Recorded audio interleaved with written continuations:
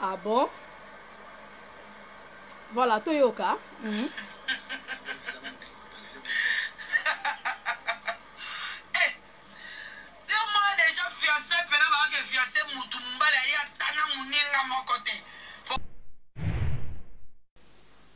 One way trip.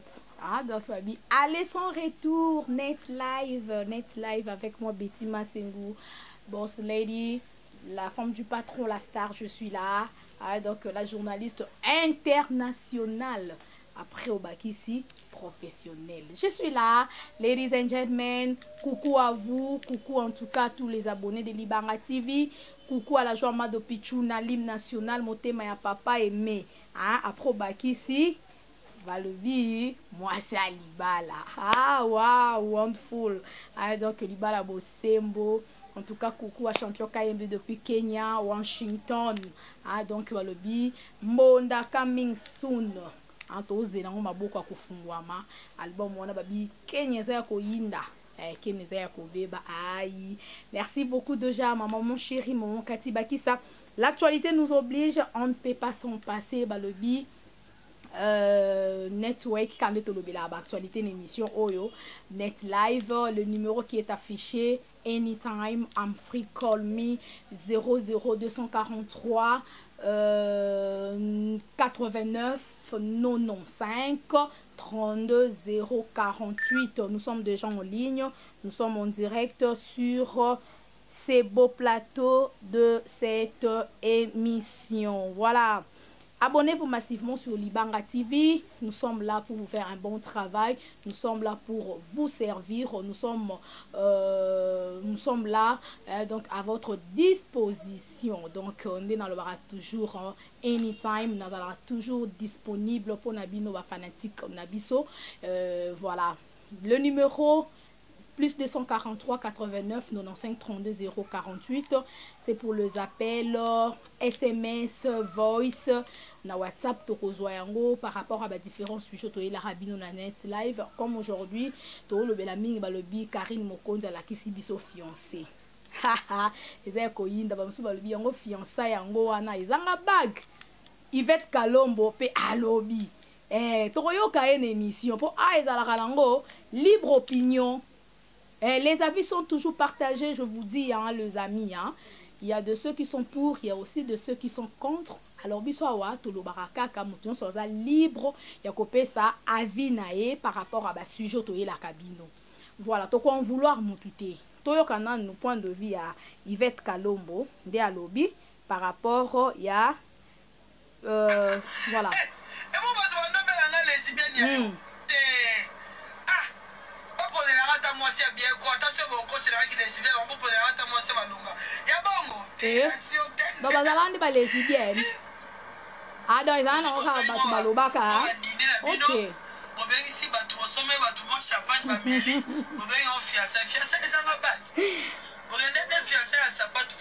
Ah bon?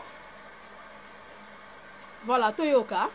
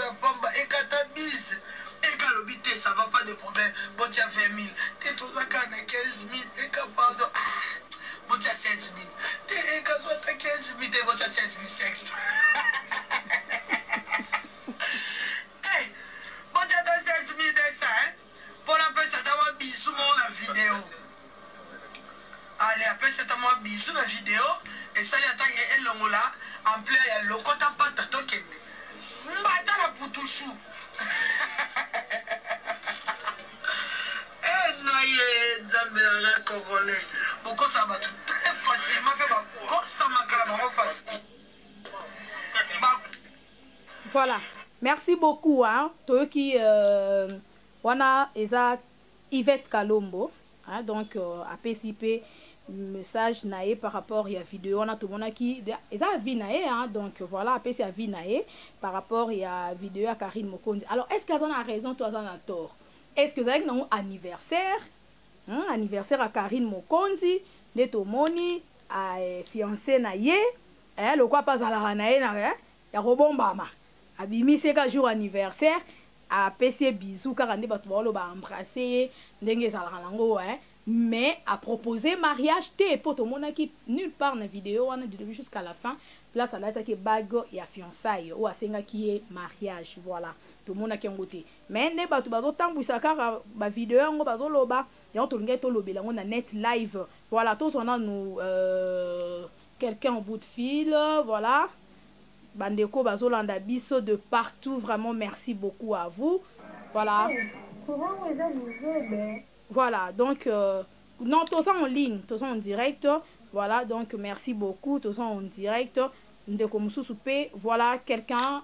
Allô? On les dit nous déjà. Voilà. Ok. On est là voice hein. Ok.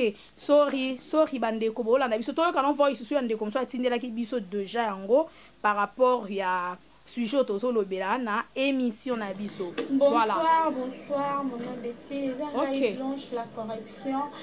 Nazolanda émission en direct. Karine Mokonzi to sepeli me to moni lisusu na fiancé. To sepeli makasi mais tour faux aka maele ya tour faux maele.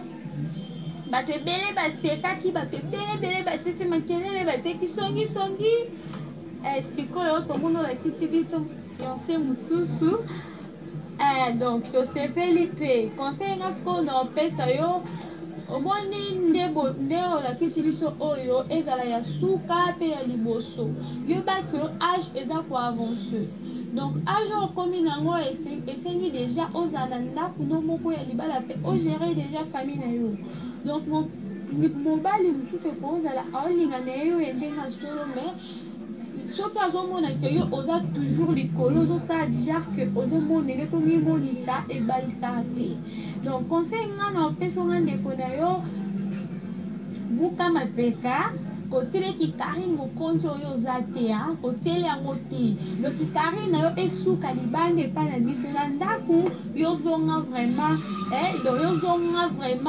mwasi ya ndako mpe ya libala et surtout ezala libala moko boye te oyo ozango kaka mpona sentiment to po oprouve bato po ofaire voir na bato ke oyo po bali ezala te ke no shwango osali ndoka shwango kaka mpo bato babona mpe ke obali non ezala vraiment décision oyo moko ozwi na kati ya motema na yo moko mpo ovanda nie na libala na yo mpo toboyi lobi su toyoka ke basali boye nde toyokaki su bamimero yoka koloba makala te awa yango wana Karine Mokonzi conseil nga na kopesa oyo vanda na libala na yo vanda na mobali na yo ozala toujours na komikitisa mpo komikitisa te leki nyonso mwasi azalaka toujours na se ya mobali koteleki star te ozivre nde na bolingo bastar te osalaka eno nga na star so asali kambo nga na star nokene we kotiele bongo te ozaka mwasi azalaka mwasi ki Karine na yo telango bato libande donc na kati ya ndako yo ozala mare apale quoi donc oyo nge naloba kaka eza yango wana voilà. Merci beaucoup oyo naboniselaki yo mpona Karine Mokonzi mama Betty yango wana vraiment merci. Voilà, merci beaucoup Bonsoir. Voilà. Toyoka bandeko, merci en tout cas. Net live, ils ont pour Nabino. Donc, ils ont vraiment la disponibilité Nabino, la disposition Nabino. Donc, merci vraiment. Nabandeko Nabiso, Bozo Nabiso de partout. Et voilà, ok. Allô, Betty Massemouna, Lando en direct. na sipa l'émission na makasi pour le makambo bien bon eloko na lingelaka Karine Mokonzi te parce que bon azala vraiment na émission asala vraiment na sepela na honte en plus azala na charisme te alinga romanquer ba musicien trop un mot a chroniquer zimo bo à la fois na ba musicien en tout cas pour na ngai vraiment na sepela na été na comportement na ye na mona trop sale chroniquer azala bon te ndeti mutu mo bo ayekola na balabala na limite à côté là donc pour na vraiment na sepela na te mwana il faut abon so ya abon ça me sala bien après ça on a pas kamba ni wala kisa ya la c'est le super en limite à tangela on ala ka yikola na balabala pour façon ya hostal émission on a vraiment là trop sale voilà oui on a ndinga l'action mobile na TV na limite la mobile c'est ça na théâtre pour na limite muto mobile o bale o l'action na TV bon pour na mobile na personne qui est solo na yokele kama pour aluka moi si msuba si bazebe na limite ba vanda ben ndao comme on a Facundo ne sait pas l'émission mais conseil na pesa Karine Mokonzi a changé façon il a eu mutu façon à faire l'émission en tout cas avec ça ba congolais na ba congolaise soni. Voilà, merci beaucoup. Voilà, merci beaucoup. Net Live au service de la population, au service de la nation. Nous sommes là. Nous tenions à repérer sa point de vue aux libre. Il y a repérer sa point de vue au benga na numéro affiché ou en direct.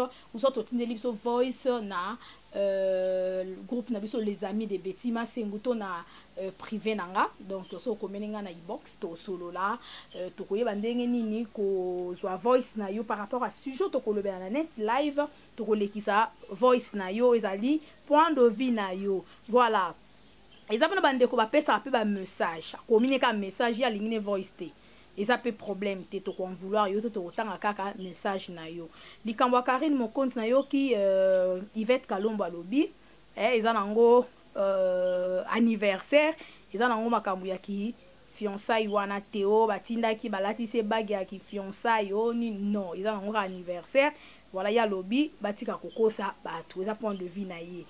Alors, on est comme ça par la non, ceux qui paient car fiançailles la qui ça qui attend l'accès à côté ces bagues demande ya fiançailles mais quand même nandenge à la qui si na misu ya batu na bato ba yebaka été biso nyonso to moni to yebi mbala mo que fiançailles Karine Mokonzi yewana et ça déjà quelque chose de bien. Alors il faut quand même to pesae ba congratulations pour à la qui si biso mais ezala il y a ce rier donc ça la télé quoi tout monde qui centimètre yé to mona tigre yemo ko yo tigre zo na forêt po na mukili normal ou tigre dans la raté et ça la bongo té ça la que fiancé on a vraiment a memaeti na libala et ça là et c'est makasi vraiment ba point de vue à bateuser belé mais je me reviens pour na bandeko bozolanda biso libanda mboka botinda voice un peu avant hein bandeko bozana bino awanakin boko lo banabino direct vous pas de problème mais pour na bande ko boza musika vraiment na rolinga otindeli biso voice to tindi message to tangi message na yo par rapport ya sujet to zolobela et ça va sujet d'actualité ah donc ça va sujet d'actualité pour na bande ko nyonso bozolanda biso de partout en tout cas et ko ça la biso vraiment plaisir makasi voilà.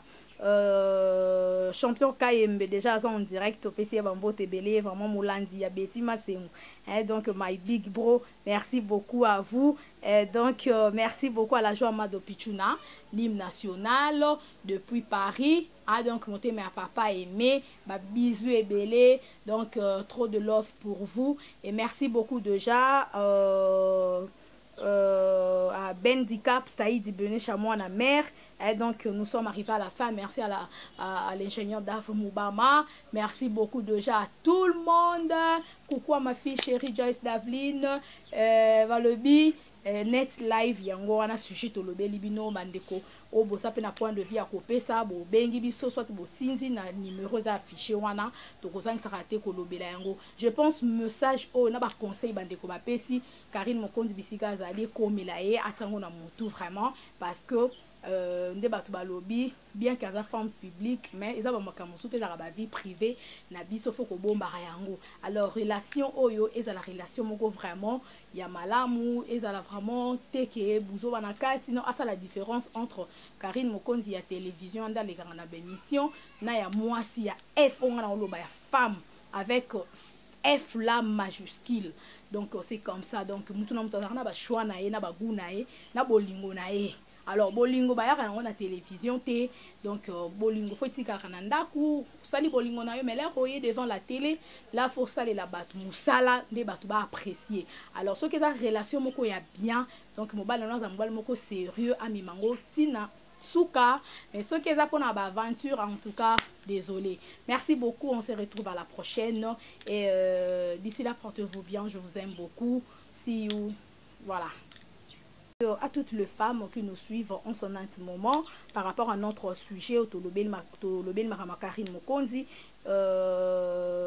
j'ai un message on a recopié ça na bandeko donc message on a ndeko atindela ki biso et intéressé biso en to lui pe to tangango pour na biso nyonso.